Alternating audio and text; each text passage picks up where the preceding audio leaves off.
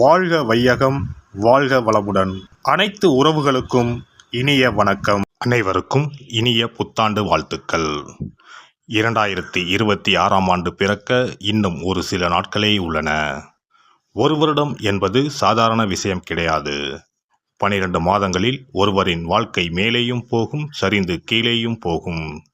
12 மாதங்களில் ஒருவரின் வாழ்க்கை தலைகீழாக கூட மாறும். அந்த வகையில் உங்கள் வாழ்க்கையில் என்ன மாதிரியான மாற்றங்கள் எல்லாம் நடக்கும், உங்களுக்கு எதில் ஏற்றம் ஏற்படும், எதில் சறுக்கல் ஏற்படும் என்று சற்று விரிவாக காண்போம்.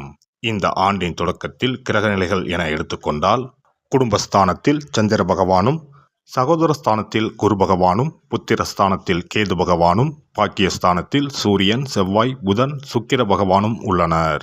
லாபஸ்தானத்தில் ராகு பகவானும் சனி பகவானும் உள்ளனர். குரு பகவான் 5ஆம் பார்வையாக துலாம் ராசியையும், 7ஆம் பார்வையாக தனுசு ராசியையும், 9ஆம் பார்வையாக கும்ப ராசியையும் பார்வையிடுகிறார்.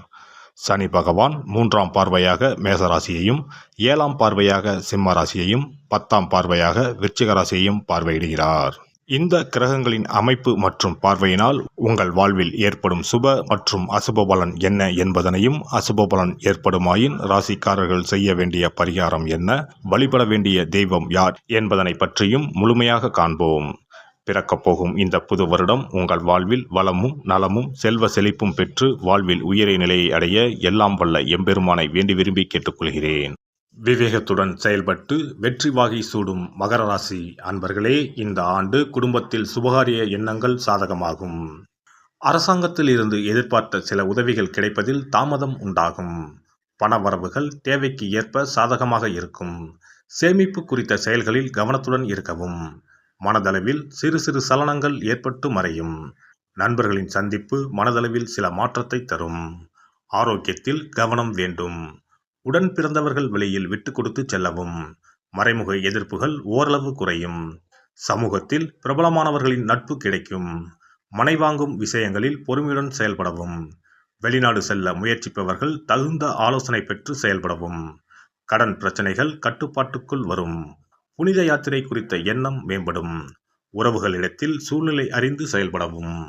உத்தியோகத்தில் இருப்பவர்களுக்கு இந்த ஆண்டு முன்னேற்றமான சூழல் ஏற்படும்.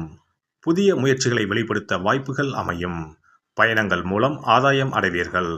தடையாக இருந்தவர்கள் விலகிச் செல்வார்கள். உயர் பொறுப்பில் இருப்பவர்களின் நட்புகளும் அறிமுகங்களும் கிடைக்கும். வருவாயில் சில நேரங்களில் இழுபறிகள் உண்டாகும்.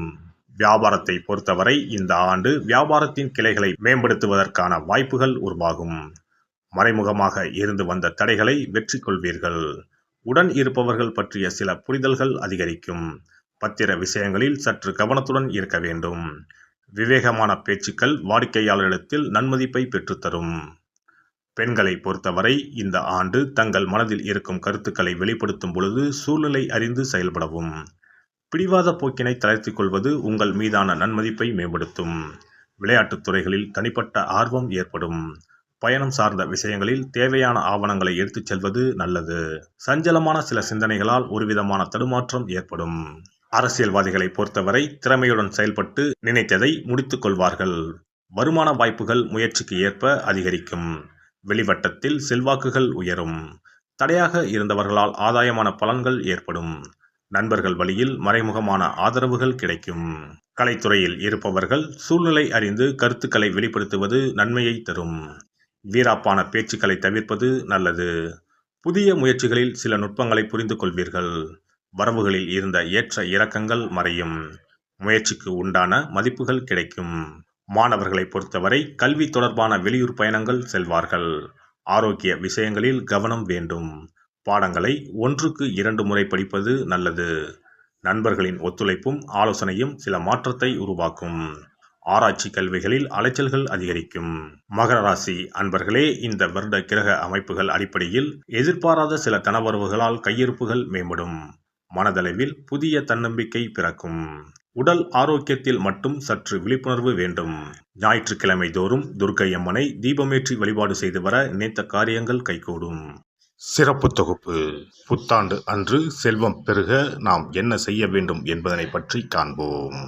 புத்தாண்டு அன்று நாம் சில விஷயங்களை செய்வதன் மூலம் வீட்டில் செல்வ செழிப்பும் அதிர்ஷ்டமும் மகாலட்சுமி கடாட்சமும் உண்டாகும். ஆகையால் புத்தாண்டு அன்று அதிர்ஷ்டம் தரக்கூடிய வகையில் சில விஷயங்களை கட்டாயம் செய்ய வேண்டும். இன்னும் சில நாட்களில் 2026ஆம் ஆண்டு பிறக்கப் போகிறது. அதாவது ஜனவரி 1/1/2026 அன்று கோவிலுக்கு செல்வது, தானம் செய்வது, புது ஆடை அணிவது மற்றும் வீட்டிற்கு தேவையான பொருட்களை வாங்குவது என பலவற்றை செய்வதன் மூலம் நற்பலன்களை பெற முடியும். பொதுவாக பெரும்பாலான வீடுகளில் எதிர்மறையான எண்ணங்கள் எப்போதும் இருந்து கொண்டே இருக்கும். இதனால் வீட்டில் அதிர்ஷ்டம் என்பதே இருக்காது. முக்கியமாக குடும்பத்தில் மகிழ்ச்சி என்பதே இருக்காது. இவை அனைத்திற்கும் தீர்வு கடவுள் வழிபாடு ஒன்றே ஆகும்.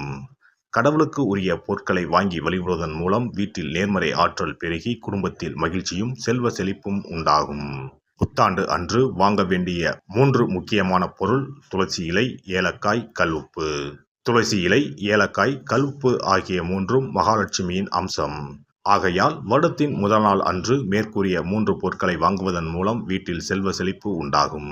துளசி இலையை வாங்கி வந்து பூஜை அறையில் பெருமாளுக்கும் ஆண்டாளுக்கும் வைத்து வழிபட வேண்டும்.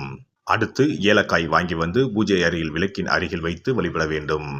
செல்வ செழிப்பு உண்டாக்குவதில் கல்உப்பு முக்கியமான பொருளாகும். ஆகையால் கல்உப்பை வாங்கி கட்டாயமாக பூஜை அறையில் வைத்து வழிபட வேண்டும். வாங்க வேண்டிய பிற பொருட்கள் என எடுத்துக்கொண்டால் மல்லிகைப்பூ, மஞ்சள், குங்குமம், சர்க்கரை, இனிப்பு, பசும்பால், குத்துவிளக்கு ஆகியவற்றையும் வாங்கலாம். புத்தாண்டு அன்று அதிகாலை எழுந்து குளித்து பிரம்ம முகூர்த்தத்தில் பூஜை அறையில் விளக்கேற்றி வழிபட வேண்டும். அடுத்து கோவிலுக்கு சென்று அபிஷேக பொருள் வாங்கி கொடுத்து தரிசனம் செய்ய வேண்டும். முக்கியமாக புத்தாண்டு அன்று ஏழை எளியவர்களுக்கு தானம் செய்ய வேண்டும். மேலும் அறுசுவை உணவுகளை சமைத்து கடவுளுக்கு படையலிட்டு வழிபடுவது நல்லது. புத்தாண்டு அன்று பிறருக்கு கடன் தரக்கூடாது. நல்ல நாட்கள் மற்றும் விசேஷ நாட்களில் பிறருக்கு கடன் கொடுப்பதன் மூலம் வீட்டில் அதிர்ஷ்டம் குறையும். ஆகையால் சுப நாட்களில் பிறருக்கு கடன் அளிப்பதை முற்றிலும் தவிர்த்து விடுங்கள். புத்தாண்டில் நமக்கு நன்மைகள் அதிகம் நடைபெற வேண்டும். 2025ஆம் ஆண்டில் சந்தித்த பிரச்சனைகள், துன்பங்கள், போராட்டங்கள், கஷ்டங்கள் ஆகியவற்றில் இருந்து விடுபட வேண்டும் என்பதே அனைவரின் விருப்பம்.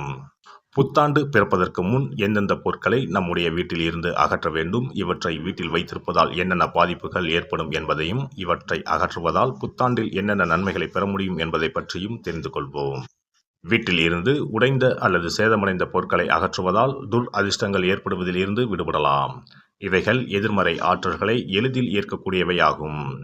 உடைந்த பொருட்கள், பழுதான சாதனங்கள், விரிசல் விழுந்த கண்ணாடி, உடைந்த நாற்காலி ஆகியவற்றை வீட்டில் இருந்து அப்புறப்படுத்திவிட்டு புதியவற்றை வாங்கலாம். நல்ல நிலையில் இருக்கும் பொருட்களாக மாற்றுவதால் வளர்ச்சி, நேர்மறை ஆற்றல்கள் ஏற்படும். பழைய துணிகள், புத்தகங்கள், பாத்திரங்கள் ஆகியவற்றை வீட்டில் இருந்து வெளியேற்றி விடலாம். வேறு யாருக்காவது தானமாகவும் அல்லது மறுசுழற்சி முறையில் பயன்படுத்தக்கூடியதாகவும் மாற்றி அமைக்கலாம். இதனால் நேர்மறையான விஷயங்கள் எப்போதும் வீட்டில் நடந்து கொண்டே இருக்கும். தேங்கிய நீர், காய்ந்த பூக்கள் ஆகியவற்றை வீட்டில் இருந்து தூக்கி எறிவதால் எதிர்மறை ஆற்றல்கள் வீட்டில் பரவுவதை தடுக்கலாம்.